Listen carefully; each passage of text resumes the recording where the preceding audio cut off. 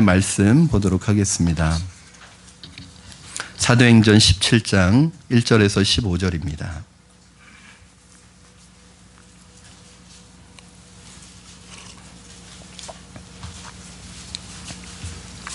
사도행전 17장 1절에서 15절, 제가 가진 성경으로는 신약 성경 216쪽에 있습니다. 사도행전 17장 1절에서 15절 말씀까지 저와 여러분 한 절씩 교독하시고 마지막 15절은 합독하시겠습니다. 그들이 암비볼리와 아볼로니아로 다녀가 데살로니가에 이르니 거기 유대인의 회당이 있는지라.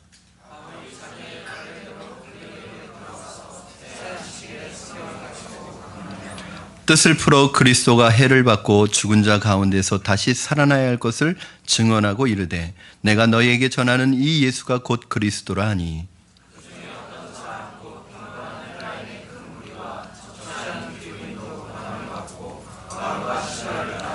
그러나 유대인들은 시기하여 저자의 어떤 불량한 사람들을 데리고 때를 지어 성을 소동하게 하여 야손의 집에 침입하여 그들을 백성에게 끌어내려고 찾았으나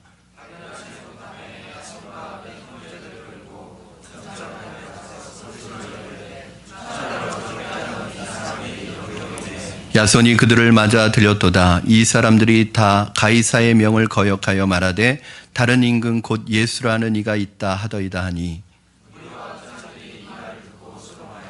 야손과 그 나머지 사람들에게 보석금을 받고 놓아주니라.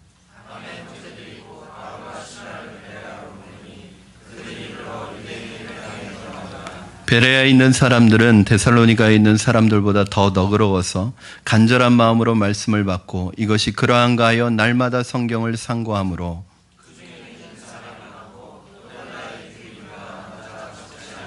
데살로니가에 있는 유대인들은 바울이 하나님의 말씀을 베레아에서도 전하는 줄을 알고 거기도 가서 무리를 움직여 소동하게 하거늘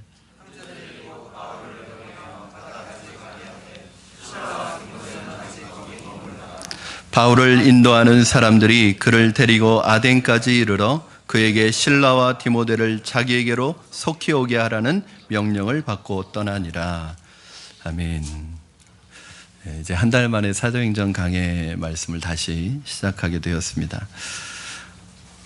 어떤 독보적인 경지에 오른 사람들의 공통점을 보면 아주 모두가 불같은 그 일에 대한 열정을 가지고 있다는 것입니다. 열정이란 한순간에 단번에 뭐 잘해보겠다고 일어났다가 식는 그런 값싼 감정이 아니라 진짜 열정은 시간이 가도 사그라들지 않는, 오히려 진짜 열정은 역경과 시련에 부딪힐수록 더 연그러지는, 강하게 연그러지는 그것이 진짜 열정입니다. 사도 바울은 복음에 있어서는 정말 진짜 열정을 가지고 있었습니다. 사도행전을 읽다 보면은 이 바울이 복음에 대해서 얼마나 열정을 가진 사람인가 알 수 있습니다.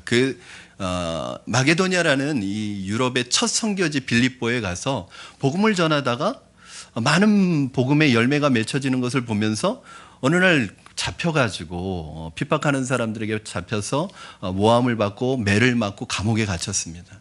여러분, 감옥에서 그 매를 맞고 지쳐서 쓰러져 있는 사람이 일어나서 불평하고 원망하고 내가 복음을 전하려고 했는데 왜 이런 일이 나에게 생기는가, 내가 예수님의 말씀대로 살려고 했는데 왜 나에겐 이런 불행이 생기는가 라고 불평하고 원망한 것이 아니라 그 자리에 일어나서 바울과 실라가 하나님을 찬양할 때 놀라운 기적이 일어났습니다. 그리고 그곳에 감옥에서 간수가 예수를 믿고 그 가족들이 밤새 하나님의 말씀을 듣고 세례를 받고 말씀의 잔치가 일어나는 것을 경험했습니다. 여러분, 도대체 이런 사람을 누가 말릴 수 있겠습니까? 아니, 감옥에 내보내, 이 감옥이라는 건 인생의 밑바닥 아니겠어요? 감옥에 갔는데도 감옥에서 간수를 전도하니 이 사람은 어디 가나 어떤 환경에나 그 환경 때문에 무너지는 사람이 아니라, 그 환경에 좌절하는 사람이 아니라 그곳에서 하나님의 뜻을 발견하고 그곳에서 전도하는 사람이에요. 감옥에서 간수를 전도하고 가는 곳마다 복음에 대해서 열려있는 이 사람이 바로 바울이었습니다.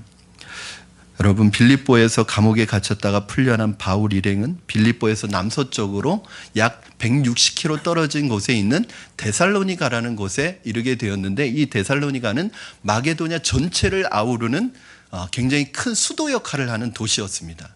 굉장히 잘 살고 상류층이 사는 도시였고, 무엇보다도 이 평야지대의 이 농산물을 각지에 공급하는 정치와 교통과 문화의 중심지였습니다. 인구도 상당히 많았습니다. 그래서 바울은 이런 곳을 아주 전략적으로 선택해서 이런 곳에 복음을 전해서 이곳으로부터 복음이 전파되도록 하는 것에 그러한 기도의 제목을 가지고 있었던 것 같습니다. 오늘 말씀해 보니까 2절에 바울이 자기의 관례대로 이렇게 말하고 있습니다. 여러분, 무슨 말이냐면 바울은 복음을 어디 가든지 복음을 전할 때 자기의 선교 노하우가 있었다는 거예요. 복음의 노하우가 있었다는 거예요. 자기만의 전략이 있었다는 것입니다. 그것이 무엇이냐면 두 가지인데, 첫째는 어디든지 가면 뭘 먼저 찾냐면 회당을 찾습니다. 회당을 찾아가지고 그곳을 중심으로 그곳을 복음의 교두보로 삼아서 복음을 그곳에서 증거하고 그곳에서 하나님의 말씀을 가르치기 시작합니다. 즉 장소가 발견되면 그곳에서 하나님의 말씀을 전하는 거예요. 또 하나 바울의 이 선교의 노하우는 뭐냐면 먼저 소수일지라도 기도의 모임을 찾습니다. 그래서 기도하는 사람들을 중심으로 교회가 세워지도록 만드는, 여러분 이것이 굉장히 바울의 선교의 아주 굉장히 중요한 원투 펀치 기본기였습니다. 뭐냐면 바울은 어디든지 가면 벌써 회당을 중심으로 장소가 정해지면 말씀을 전하고 기도가 모여지면 바로 교회를 세우는 이 역할을 했습니다. 여러분, 교회는 돈으로 세워지는 게 아닙니다. 교회는 건물이 있어야 교회가 되는 것이 아니라 바로 가장 기본기인 이 말씀과 기도가 바로 시작돼야지 교회가 세워지는 것이죠. 저는 한국교회 사역의 방향이 이 기본기로 돌아와야 된다고 생각합니다. 이 심플한 기본기로 돌아와야 된다고 생각합니다. 하나님의 교회는 바로 말씀과 기도를 가지고 이 기본기를 가지고 세워지고 부흥하게 되는 것입니다. 바울이 전도여행을 보면 굉장히 짧은 만남이지만 강한 임팩트를 준 밀도 있는 사역을 했던 것을 볼 수 있는데, 2절에 보니까 여러분 새 안식일이라는 단어가 있습니다. 새 안식일. 이게 뭐냐면 안식일이 3번 지냈다는 거예요. 그러니까 3주 동안 그곳에서 사역했다는 거예요. 여러분, 3주에 걸쳐서 바울이 아주 인텐시브하게 성경 공부를 시켰는데 이 3주간에 짧게 전한 이 말씀을 가지고 데살로니가 교회가 쓴 거예요. 여러분, 어떤 사람들은 몇 년을 교회 다녀도 아무런 성장이 없는 사람들이 있습니다. 그런데 성령 충만한 사람을 만나면, 성령 충만한 사람과 함께 있으면 단 며칠만이라도 그 사람과 있으면 인생이 변합니다. 내 가치관이 송두리째 달라집니다. 내 삶의 방향이 달라지는 것입니다. 성령의 불이 전염됩니다. 저는 우리 푸른나무 교회에서 저와 여러분의 만남이 그런 만남이 되기를 주님의 이름으로 축복합니다. 우리 교회가 단 2년 3개월밖에 되지 않았지만 우리 교회를 통해 얼마나 많은 분들이 그러한 변화를 경험하고 있습니까? 그리고 지금도 변해가고 있습니까? 세월을 아끼라 때가 악하니라. 시간이 많이 주어진다고 우리가 하나님의 일을 할 수 있는 게 아닙니다. 여러분, 시간을 아끼세요. 시간을 천년 만년 우리가 살 것처럼 그렇게 시간을 사용하지 마시고, 때가 악합니다. 시간을 아끼시고 적은 시간을 가지고서도 하나님을 섬기는 일에 고민을 가지고 계시면 하나님께서 그 적은 시간에 놀라운 역사를 일으키시는 것입니다. 바울은 그렇게 교통이 불편하고 전화도 인터넷도 없는 시대에 다니면서 예수 믿고 30년 동안 로마 제국에 교회를 세우고 신약 성경의 반을 쓰고 사람들을 뒤집어 놓았습니다. 여러분, 별 의미 없이 모태신앙으로 10년, 20년 교회 다닌 것 자랑하지 마시기 바랍니다. 자랑할 거리가 아닙니다. 오래 다녔는데도 불구하고 내 삶이 그대로 있다면, 그렇게 살고 있다면 그것은 자랑거리가 아니라 부끄러운 것입니다. 믿음의 가문, 3, 4대 내려오는 믿음의 가문이고 굉장히 중요한 유익입니다. 좋은 유익입니다. 그럼에도 불구하고 내 삶에 전혀 그 신앙적인 유익이 끼쳐지지 않고 있다면 그것은 내게 자랑거리가 아니라 부끄러운 것입니다. 이제 신앙생활한 지 2년밖에 안 된, 이제 1년밖에 안 된 이런 분들이 막 열심을 내서 복음을 전하고 헌신하고 하나님 앞에 쓰임받는 모습을 보면 여러분, 그 말씀이 딱 맞는 것 같아요. 먼저 된 자가 나중되고 나중된 자가 먼저 된다.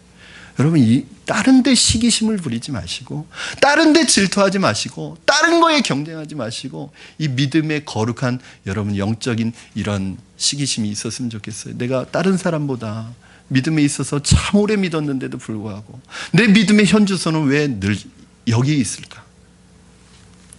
적어도 예수 믿은 지 2년, 3년 되셨으면 인생이 변하셔야죠. 생각이 변하셔야죠. 가치관이 변하고 가정이 변하고 내 비즈니스 스타일이 변하고 눈빛이 달라져야 됩니다. 내 안에 이 생명이 있는데 눈빛이 달라져야 돼요. 옆에 있는 분들 한번 눈을 한번 바라보시기 바랍니다. 막 반짝반짝하고 계십니까?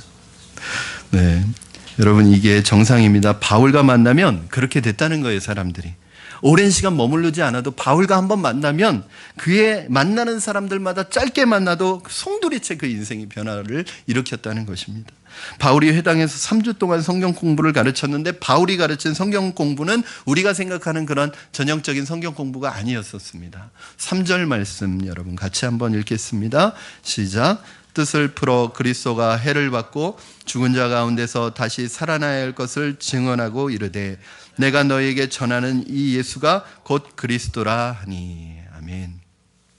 여러분 여기에서 바울이 그리스도가 해를 받고 죽은 자 가운데서 다시 살아나야 할 것을 증언했다.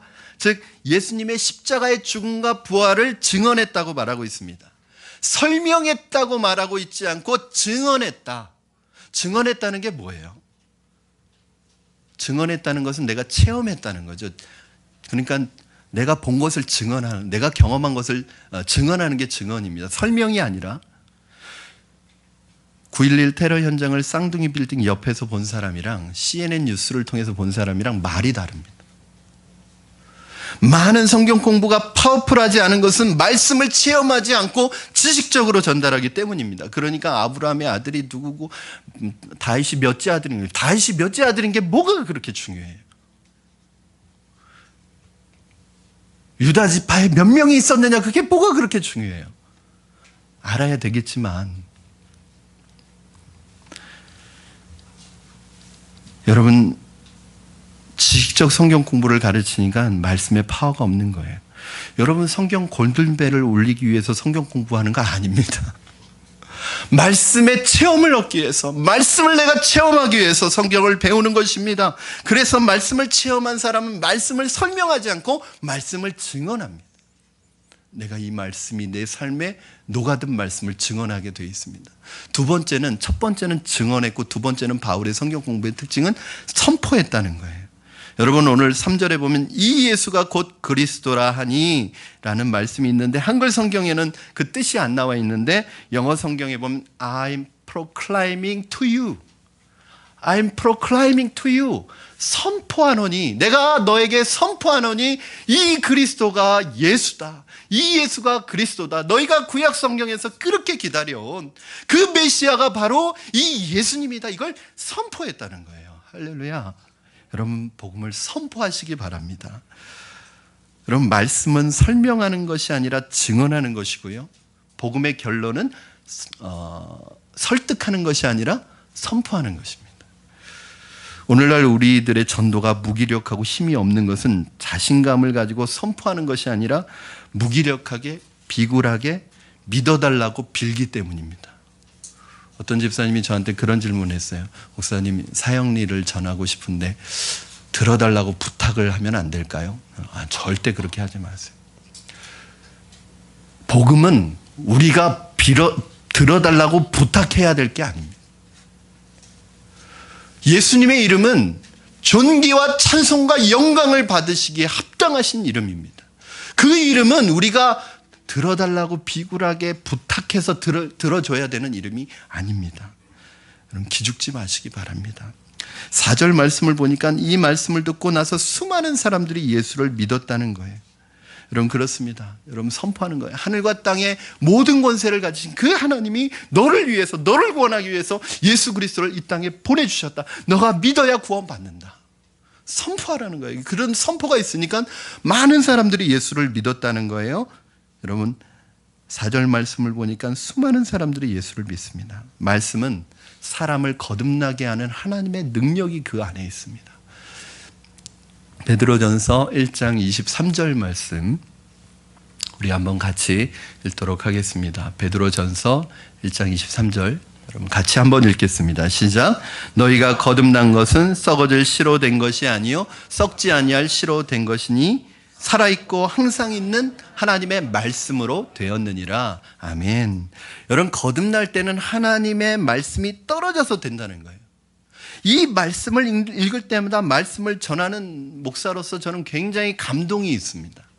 무엇이냐면 이 말씀이 선포되어지고 이 말씀이 떨어질 때 이 시간에 이 순간에 누군가가 거듭나는 사람이 있다는 거예요.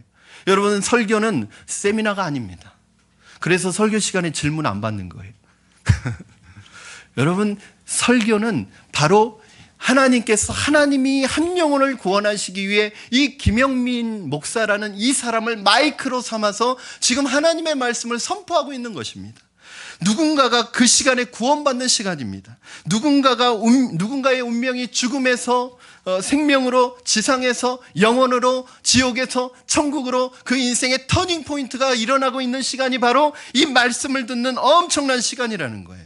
그래서 오늘 우리 교회에 이 많은 분들이 예배를 드리지만 이 예배 드릴 분들 가운데 누군가가 지금 하나님을 믿고 구원을 받고 인생이 변하는 역사가 나타나고 있다는 것입니다. 할렐루야. 말씀이라는 것은 이렇게 파워풀한 것입니다. 하나님께서 이 시간 그런 인생이 변하는 말씀의 역사를 지금 누군가에게 행하고 계시다는 것을 여러분 믿으시기 바랍니다. 그래서 주일학교 예배도 소중하게 여겨야 되는 것입니다. 우리 교회는 그런 분들이 전혀 안 계십니다. 어떤 분은 어른 예배 일찍 끝나면 주일학교 예배 드리고 있는 데 가서 야, 빨리 나와 이럽니다. 집에 가야 된다고 빨리 끝났으니까 애는 아직 예배가 안 끝났는데 야, 빨리 나와 집에 가게. 그런 무식한 사람이 어디 있습니까? 지금 그 아이 영혼에 지금 말씀이 떨어져서 여러분이 백날 과외시켜도 안 되는, 한참 인성교육해도 안 되는 그 아이의 운명을 하나님이 지금 바꾸고 계시는 그 순간인데 일찍 집에 가야 된다고요? 밖에서 지금 예배드리고 있는 문 밖에서 통성기도 해도 모자랄 판에? 여러분, 그러시면 안 됩니다. 우리 교회는 그런 분이 안 계십니다. 왜냐하면 우리 교회는 작년부 예배가 굉장히 늦게 끝나기 때문에 절대 우리 푸른마을 예배보다 일찍 끝날 리가 없기 때문에 그런 분은 안 계세요.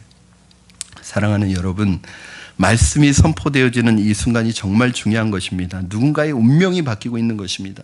이 말씀이 떨어질 때 다양한 계층과 다양한 사람들이 변화가 일어나기 시작합니다. 복음은 누구를 위한 복음이 아니에요, 여러분. 어떤 계층을 위한 복음이 아니에요. 이 복음이 제대로 선포되어지기만 하면 다양한 계층, 다양한 사람, 남녀노소 누구나 이 복음에 반응하기 시작합니다. 믿기 시작합니다. 그래서 4절을 보시면은 많은 사람의 데살로니가에서 구원받는 사람들을 봅니다. 그 중에 경건한 헬라인의 큰 무리가 구원을 받았다고 말씀하고 있고요.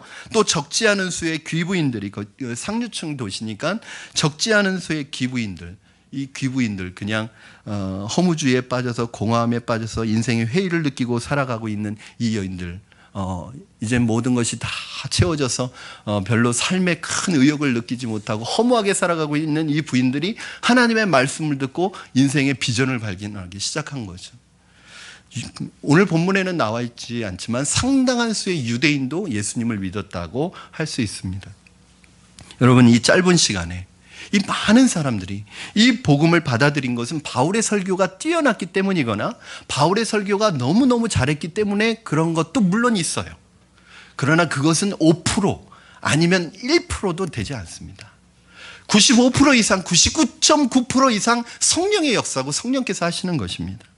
여러분, 우리가 논리적으로 유창하게 못 가르쳐서 복음을 안 받아들였다고 생각하는데 그것이 아닙니다. 성령의 터치가 있어야 되는 것입니다. 어떤 날은 저도 인간적으로 설교를 죽쓰는 날이 있습니다. 설교가 제가 생각해도 안 되는 날이 있어요. 막 혀도 꼬이지만 생각도 안 나고, 그리고 엉뚱한 얘기할 때가 있습니다. 여러분, 목사는 항상 홈런 쳐야 되는 건 아니잖아요. 그렇죠? 야구 선수도 3할 때만 쳐도 강타자잖아요. 근데 여러분은 목사는 18대를 치기를 기대하고 계시잖아요. 그렇죠? 저도 죽을 때가 많이 있습니다. 그 누가보다도, 여러분보다도 제가 더 알고 여러분의 표정을 보면 알 수가 있어요. 지금 어떤 분들 표정을 보니까 오늘이 그날이 아닌가 그런 생각하시는 분들이 계신 것 같아요. 아닙니다. 오늘 그날이 아닙니다. 그런 생각하지 마십시오. 그런데 전혀 예기치 않았는데 그 설교를 듣고 인생의 변화를 경험하는 사람이 있습니다. 제가 청년부 사역을 할 때 그날 정말 설교를 죽었습니다. 어떻게 설교를 해도 그렇게 안 될 수가 있는지. 그런데 여러분 설교가 안 되고 나면 목회자는요 강단 내려오는 순간에 굉장히 괴롭습니다. 저희 영혼들 저렇게 말씀에 대해 사모함을 가지고 왔는데 그냥 내려왔다는, 은혜 못 끼치고 내려왔다는 것 때문에 집에 가서도 계속 마음이 안 편합니다. 그런데 그날 한 자매가 저를 찾아와서 이런 얘기를 하는 거예요. 목사님, 오늘 말씀 때문에 제 인생에 고민이 풀렸습니다. 제 인생의 길을 발견했습니다. 오랫동안 지금 고통스러워서 괴로워서 기도하고 있었는데 오늘 말씀을 듣고 그 문제가 해결됐어요. 할렐루야. 저는 그때 어떤 마음을 가졌냐면 이건 내가 한 게 아니다. 왜냐하면 제가 제 실력을 알잖아요. 지금 제가 죽순 거 알잖아요. 그런 죽순 설교를 듣고도 인생의 방향을 잡았다는 거예요. 그럼 이거 누가 하신 거예요? 성령께서 하신 거죠. 하나님이 하시는 거죠. 능으로도 안 되고 힘으로도 안 되고 오직 여호와의 성령으로 되느니라. 아멘.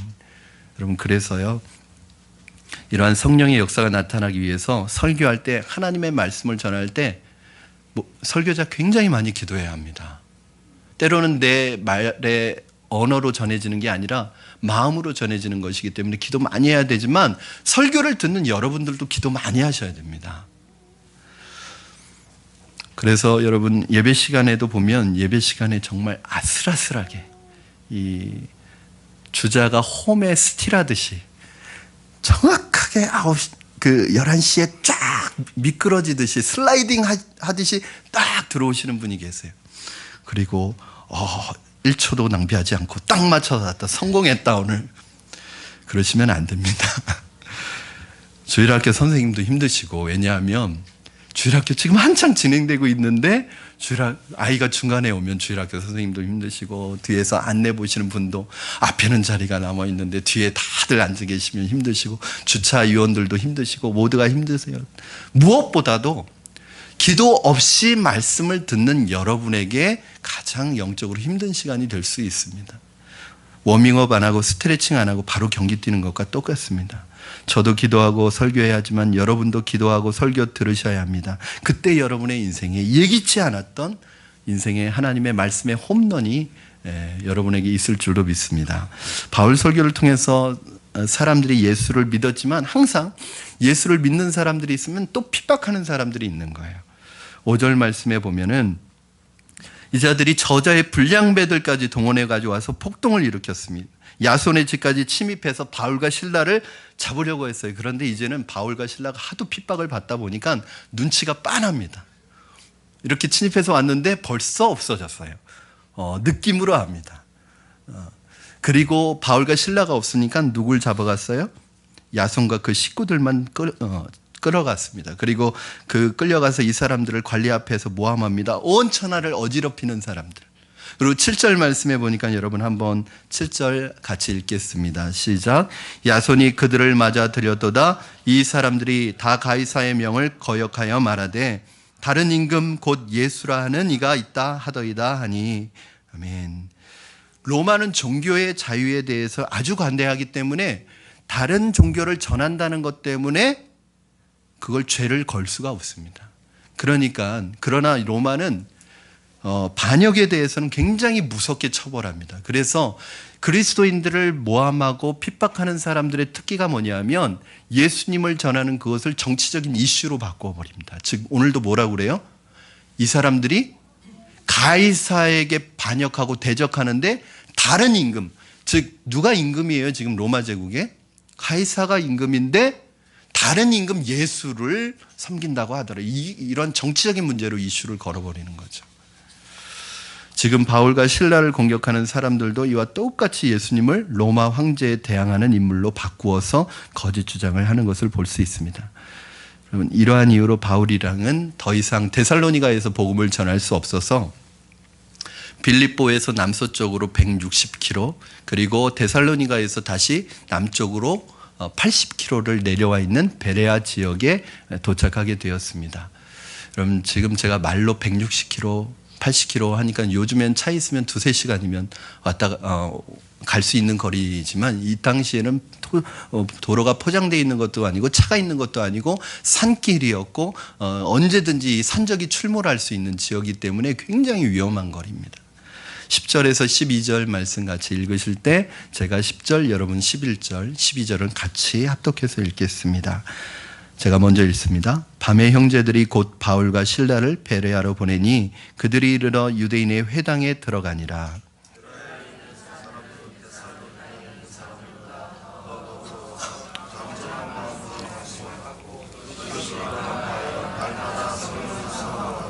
그 중에 믿는 사람이 많고 또 헬라의 귀부인과 남자가 적지 아니하나.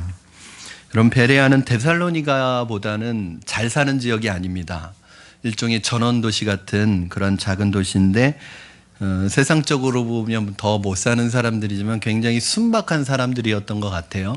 오늘 말씀해 보니까 그 베레아 사람들은 데살로니가에 사는 사람보다 어떻다고요? 더 너그러웠답니다. 아마 데살로니가에 사는 사람들은 좀 싸나웠던 것 같아요. 오늘 그 베레아 사람들을 보니까 그들에게 목마름이 있었다는 거예요. 어떻게 말씀을 듣냐면 간절한 마음으로 말씀을 받았대요. 건성건성 하품하면서 말씀을 들은 것이 아니라 대충 말씀을 들은 것이 아니라 영적인 목마름을 가지고 기대감을 가지고 말씀을 흡수했다는 거예요. 여러분, 제가 이제 청년 사역을 할 때 여러 교회 청년부들을 이렇게 다니면서 수련회 때 말씀을 전하고 하면 어떤 교회 가면요, 정말 청년들의 그 말씀에 대한 진지함이 막 이렇게 느껴지는 때가 있어요. 특별히 이 수련회라는 환경이 더 그렇습니다. 은혜 받기로 작정하고 온 거잖아요. 그러니까 말씀을 전하는데 제가 아직도 기억에 남는 그 청년부가 있어요. 청주에 있는 그런 교회였는데 마치 어떤 분위기였냐면, 여러분, 외국에서 유명한 스타가 내 안에서 기자회견하는 분위기 있잖아요. 막 이렇게 수첩을 들고 다 받아 적는 거예요, 말씀을. 막 하나라도 떨어뜨릴까, 하나라도 놓칠까봐 막 말씀을 적는. 제가 말씀을 여기에서 전하는데요, 막 말씀이 이 보이지 아니하는 말씀이 제 입에서 나와서 막 사람들에게 들어가는 게 보이는 거예요. 막 말씀이 흡수되는 게 보이는 거예요. 여러분, 목마른 사슴이 시냇물을 찾아 헤매이는 것처럼 그런 갈급함이 그들에게 있었다는 것입니다. 이런 사람들이 은혜 안 받으면 기적이죠. 우리는 그런 기적을 날마다 체험하고 있잖아요. 그렇죠. 이거 아멘 하시면 안 되는 건데요. 아니에요. 우리 성도님들은 그런 갈급함을 가지고 듣는다는 거예요. 제가 참 어려운 게 있어요. 전 농담하려고 하는 건데 농담을 진지하게 받아들이시니까 제가 어떻게 해야 될지를 모르겠어요. 그리고 또 진지하게 얘기하면 여기서 웃어야 되나 또 이런 고민하시는 분들이 계셔서 제가 좀 더 노력하겠습니다. 오늘 여러분이 말씀에 대해서 그런 목마름이 있기를 주님의 이름으로 축원합니다. 그리고 이 사람들이 또 매일매일 말씀을 묵상했다는 거, 이것이 그러한가요? 말씀을 날마다 상고함으로. 여러분, 상고했다는 뜻이 무슨 뜻인지 아세요? 뚫어지게 팠다는 뜻이에요.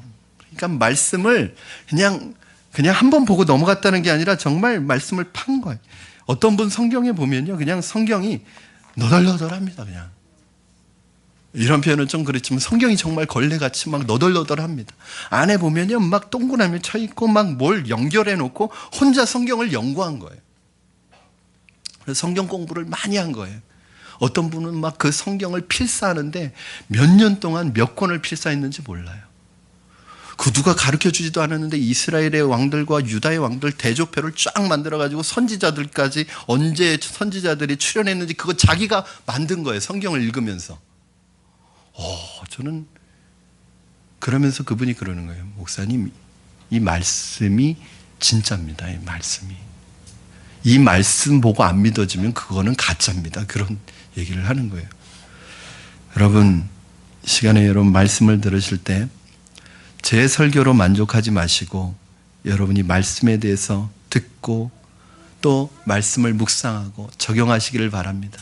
어떤 분들은 교회 이 설교를 딱 예배를 드리고 예배가 끝나고 설교가 끝나는 순간 딱 영적 채널을 닫아버립니다. 설교 끝, 예배 끝, 그리고 세상에 나가서 전혀 다른 세상을 살아가는 분들이 있어요. 그러니까 일주일 동안은 영적인 생각은 하나도 안 합니다. 그리고 교회 오면서 문을 들어오면서 안녕하세요 하나님 그러고 들어옵니다. 여러분, 영적인 은혜는 하나님의 터치로 주는 것이지만 하나님은 목마름이 있는 사람에게 성령의 기름 부으심을 허락하십니다. 그래서 너희가 진심으로 나를 찾으면 나를 만날 것이다. 똑같은 말씀을 들어도 다른 은혜를 경험할 것이다. 여러분, 여기서 똑같이 여러분 같은 시간에 같은 장소에 똑같은 설교를 듣는데도 어떤 분은 지금 인생이 변하는 그런 말씀의 능력이 내 안에 막 들어오고 있는 분이 있는가 하면 지금 어떤 분들은 계시권에 빠지는 분들도 있단 말이에요. 깊이. 그리고 빨리 지금 뭔가 약속을 하고 오셨어요.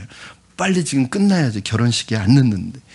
절대 예배 오실 때는 그 이후에 그 뒷시간에 약속하고 오시면 안 됩니다. 그 시간 때문에 예배 시간에 집중이 안 됩니다. 여러분, 축구 경기를 관람하는 것과 내가 뛰는 것은 하늘과 땅 차이죠. 여러분, 매일 말씀을 묵상하는 것이 너무너무 중요합니다. 그래서 이 말씀이 내 마음에 새겨지도록 그렇게 베레아 사람들이 목마름과 진지함을 가지고 말씀 앞에 나아갔다는 것입니다. 그러니까 말씀의 열매가 나타나죠.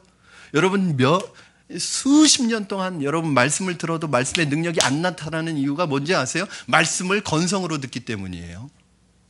마치 이 스폰지가 물을 빨아들이듯이 예배 시간에 오늘 여러분 이 예배가 여러분 인생의 마지막 예배라고 생각하고 한번 예배를 드려보셨으면 좋겠습니다. 저도 강단에 올라올 때마다 이 설교가 내 인생의 마지막 설교라고 생각하고 이 설교에 모든 거 다 쏟아부을 테니까 여러분도 그렇게 들으셨으면 좋겠어요. 그러면 말씀의 변화가 일어나기 시작하는 거예요. 보세요. 열매가 이렇게 많이 나타납니다. 유대인들, 헬라인의 남자들, 귀부인들이 예수를 믿기 시작합니다.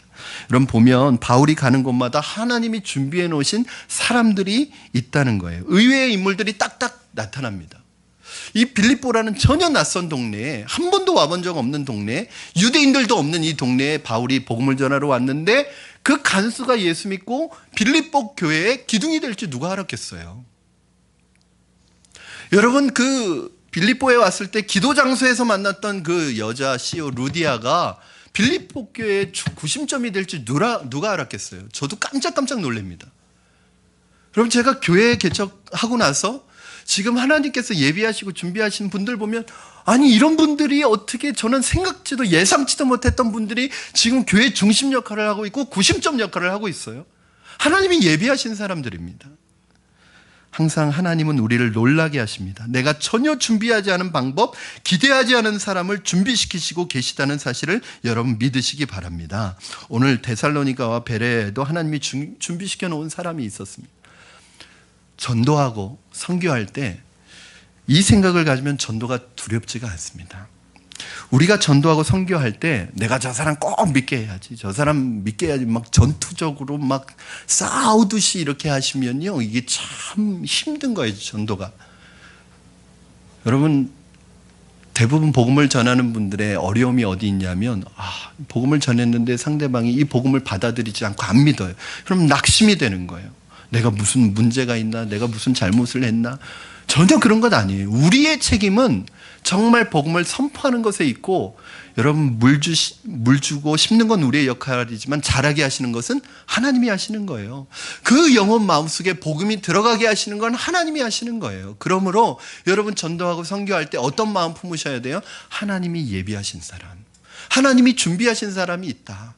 그 사람을 단지 나는 추수하고 나는 그 열매를 거두어 드리는 역할이지 내가 뭔가를 하는 것이 아니다라는 거죠. 이 생각하면 얼마나 기분이 좋은지 모릅니다. 오늘 하루 눈 떠서 오늘 만나는 사람들 생각해 보는 거예요. 하나님이 벌써 톡 건드리기만 하면 터질 수 있는 그런 열매들이 있는 분들이 있어요. 한번 여러분 내일부터 출근하셔서 한번 만나는 분들을 쭉 한번 생각해 보세요.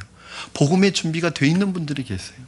정말 이젠 복음의 영적인 준비가 마음이 다 열려서 정말 주님이 필요한 분들이 계세요. 단지 내가 하는 건 그런 분들에게 복음을 선포해서 그분들이 예수님을 믿을 수 있도록 다리 역할을 하는 것이지 내가 복음을 주는 것이 아닙니다. 사랑하는 여러분,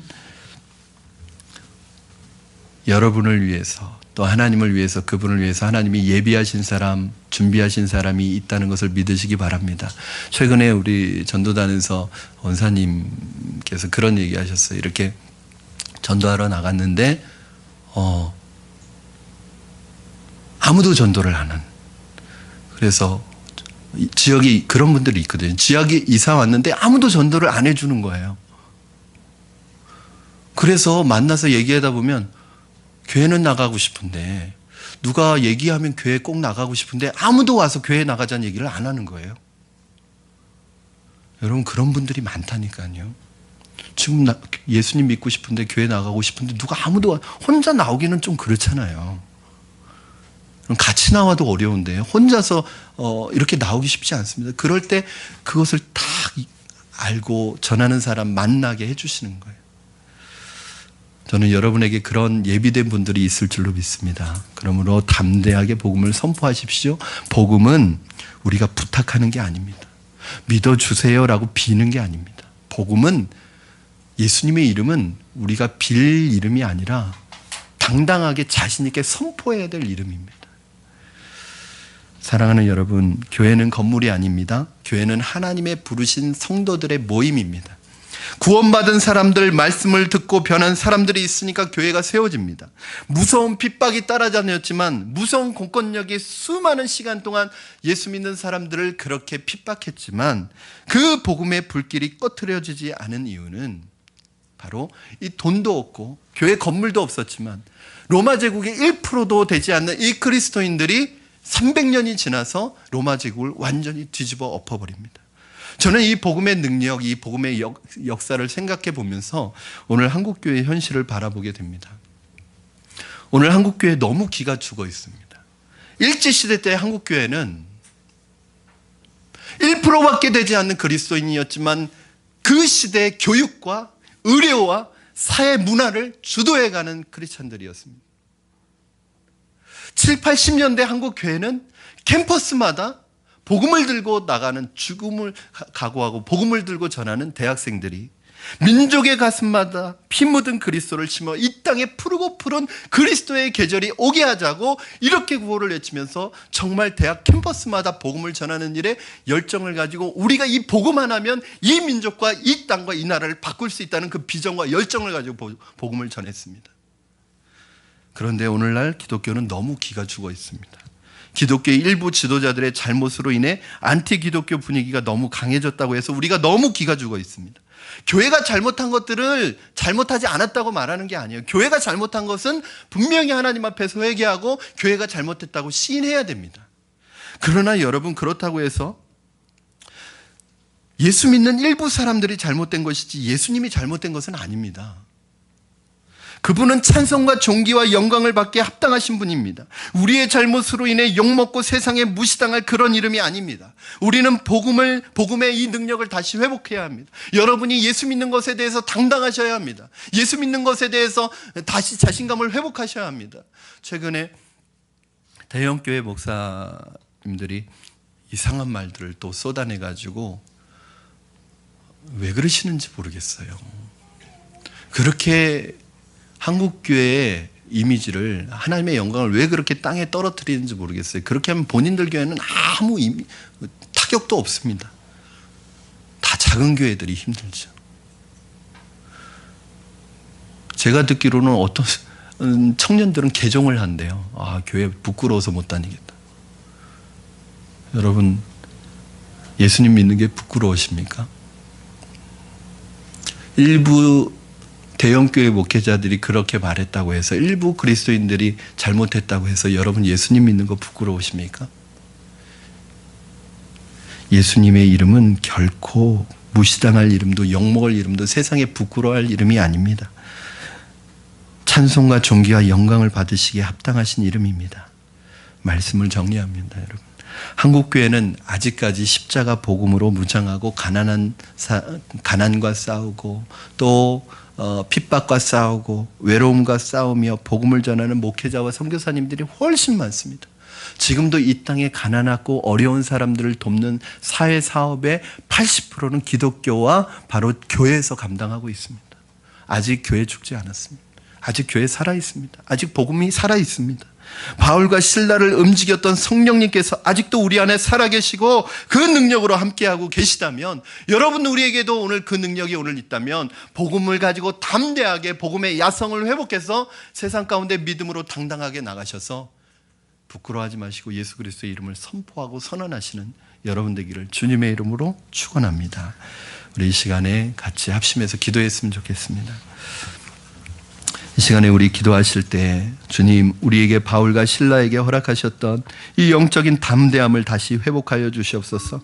건물과 조직이 없다 하더라도 복음에 대한 열정을 가지고 이 어두운 세상을 복음의 빛으로 밝히고 변화시키는 영적인 지진을 일으키는 그런 교회가 되기를 원합니다. 능력의 말씀이 주저없이 과감 없이 이 세상을 향해 선포되어지게 하시고, 세상이 우리를 핍박할지라도 멈추지 않고 세상이 두려워하는 그런 교회가 되게 하시고, 땅에 떨어진 주님의 교회의 영광이 회복되게 하여 주시고, 세상 앞에서 부끄러워하지 않게 하여 주시고, 믿는다는 예수 그리스도를 믿는다는 이야기를 당당하게 하는, 그래서 당해야 될 핍박이 있다면 당연히 당하게 하시고, 내 주위의 사람들에게 때를 얻든지 못 얻든지 예수 그리스도의 복음을 전하는 십자가의 군병이 되게 하여 주시옵소서. 오늘 우리 한국교회를 한번 생각하시고, 우리 교회를 생각하시고, 여러분의 믿음의 현주소를 생각하시면서 하나님 우리의 복음의 열정이 회복되게 해달라고, 복음의 능력이 우리 안에 회복되게 해달라고, 복음의 야성이 우리 안에서 회복되게 해달라고 우리 간절한 마음으로 기도하며 나가시겠습니다. 주님, 살아계셔서 역사하시는 하나님 아버지 감사합니다. 이 시간에 하나님 아버지, 우리 하나님 아버지, 우리의 믿음의 현주소를 주님 앞에 내놓습니다. 아버지 하나님, 우리에게 바울과 실라와 같은 하나님 영적인 담대함을 허락하여 주시옵소서. 건물과 조직에 매여서 틀에 매여서 복음의 열정을 잃어가는 것이 아니라 하나님 이 어두운 세상에 복음의 영향력을 나타내는 교회가 되게 하여 주시옵소서. 능력의 말씀이 우리 교회를 향하여 선포되어지게 하여 주시고, 하나님 세상이 두려워하는 그런 교회가 되게 하여 주시옵소서. 하나님 세상에 하나님 아버지, 세상이 무시하고 세상이 조롱하는 교회가 아니라 세상이 두려워하고 세상이 하나님 아버지 주께로 돌아오는 복음의 전초기지의 역할을 하는 교회가 되게 하여 주시옵소서. 하나님 아버지, 예수 믿는다는 이야기를 당당하게 하는 우리 성도들 생각하고, 하나님 우리 성도들 하나님 어디 가서든 예수님 믿는 거 부끄러워하지 않게 하여 주시고, 담대하게 복음을 선포할 수 있게 하여 주시옵소서. 담대하게 복음을 향하여 나아갈 수 있게 하여 주시옵소서. 담대하게 복음을 붙들 수 있게 하여 주시옵소서. 이 시간에 우리 한 번 더 기도하실 때 특별히 하나님의 말씀을 들을 때마다 하나님의 그 말씀의 능력이 우리의 삶을 변화시키게 하여 주시옵소서. 하나님 10년, 20년 하나님의 오랜 신앙의 하나님의 여정 속에서도 내 삶이 변하지 않고 있다면, 하나님 오늘 이 시간에 하나님의 그 말씀의 능력으로 우리를 새롭게 하시고 치유하시고 우리를 회복시켜 주시옵소서. 하나님의 말씀이 우리의 심령에 떨어질 때 하나님 아버지, 이 시간 거듭나는 역사가 나타나게 하시고 새로워지는 역사가 나타나게 하시고, 내 인생이 송두리째 바뀌어지게 하시고, 내 삶의 비전과 생각과 가치관과 하나님 내 삶의 목적과 목표가 하나님 말씀을 듣는 순간 바뀌어지게 하여 주시옵소서. 말씀의 능력이 오늘 내 안에서 나를 새롭게 할 수 있게 해달라고 우리 다시 한번 말씀을 붙들고 기도하시겠습니다. 살아계셔서 역사하시는 하나님 감사합니다. 오늘 하나님 들은 말씀이, 하나님의 말씀이 내 심령 속에 떨어질 때마다 그 말씀이 내 삶을 변화시켜 주시옵소서. 하나님 더 이상 이렇게 물에 물 탄 듯 술에 술 탄 듯 살아가는 인생이 아니라 하나님 아버지, 주님께서 기뻐하시는 온전한 하나님 삶의 복을 누리며 살아가게 하여 주시고, 주님을 위하여 살아가게 하여 주시고, 말씀의 능력을 경험하게 하여 주시고, 말씀을 체험하게 하여 주시옵소서. 말씀을 증언하게 하여 주시고, 말씀을 선포하게 하여 주시옵소서. 오늘 우리 안에 말씀의 능력이 나타나도록 주님 축복하여 주시고 역사하여 주시옵소서.